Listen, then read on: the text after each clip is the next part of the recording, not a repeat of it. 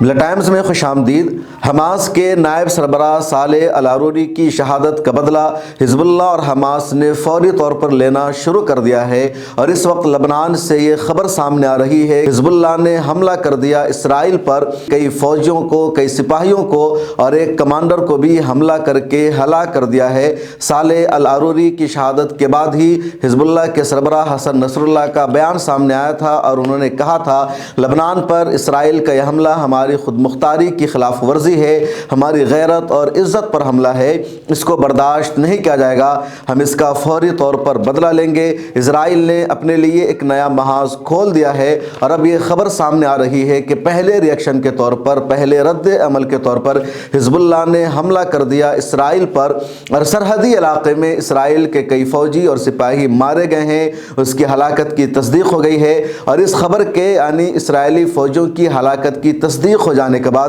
حزب اللہ کے سربراہ حسن نصر اللہ کا تازہ بیان سامنے آیا، جس میں ان کا کہنا ہے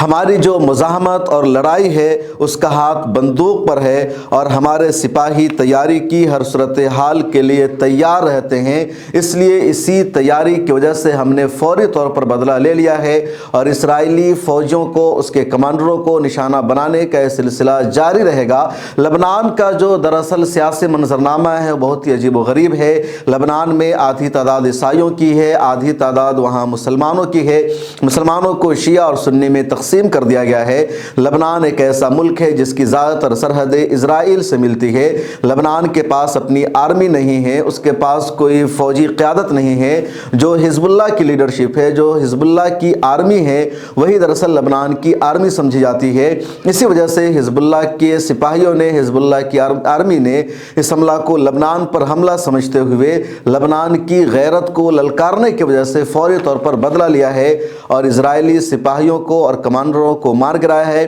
حسن نصر اللہ نے کہا کہ آگے بھی ہم بدلہ لینے کی کوشش کریں گے، اور یوں اسرائیل کو بخشا نہیں جائے گا۔ دوسری طرف یہ خبر بھی لبنان سے سامنے آئی ہے کہ لبنان کے نگراں وزیر اعظم نجیب میقاتی نے اپنے وزیر خارجہ کو کہا ہے کہ وہ سلامتی کونسل میں اسرائیل کے خلاف شکایت درج کرائے، اور سلامتی کونسل کو بتائے کہ اسرائیل نے لبنان پر حملہ کر کے اس کی خود مختاری کے ساتھ چھیڑ چھاڑ کیا ہے، اس کی خود مختاری پر حملہ کیا ہے، اور سلامتی کونسل یعنی یونائٹڈ نیشن کی جو سلامتی کونسل ہے وہ اسرائیل پر لگام لگائے، اسرائیل کے خلاف ایکشن لے۔ لبنان ایک ایسا ملک ہے جس کی سرحدیں زیادہ تر اسرائیل سے ملی ہوئی ہے۔ لبنان کے پاس اپنی آرمی نہیں ہے، اپنی عسکری صلاحیت نہیں ہے، جس کی وجہ سے اسرائیل بہت آسانی کے ساتھ وہاں دراندازی کرتا ہے، وہاں جب چاہتا ہے، جیسے چاہتا ہے حملہ کرتا ہے۔ لبنان پر پچھلے سالوں میں کئی مرتبہ اسرائیل نے حکومت بھی بنائی ہوئی تھی، لیکن حزب اللہ نے اسرائیل کو وہاں سے ہٹنے پر مجبور کیا، اسرائیل کو لبنان چھوڑنے پر اور وہاں سے بھاگنے پر مجبور کیا۔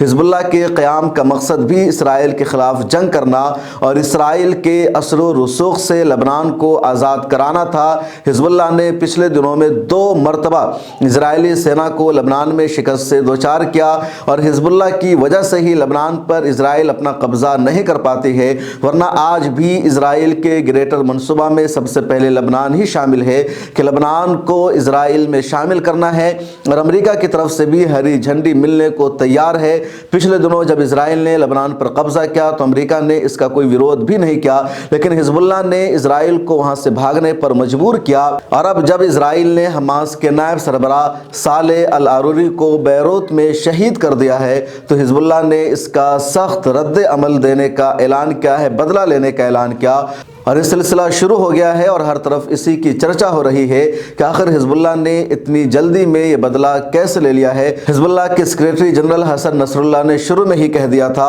کہ لبنان میں کسی کو بھی نشانہ بنانے پر سخت رد عمل سامنے آئے گا، اور وہ آنا شروع ہو گیا ہے۔ اس ویڈیو میں اتنا ہی، پھر ملاقات ہوگی۔ سوشل میڈیا کے سبھی پلیٹ فارم پر ہمیں فالو کر لیجئے۔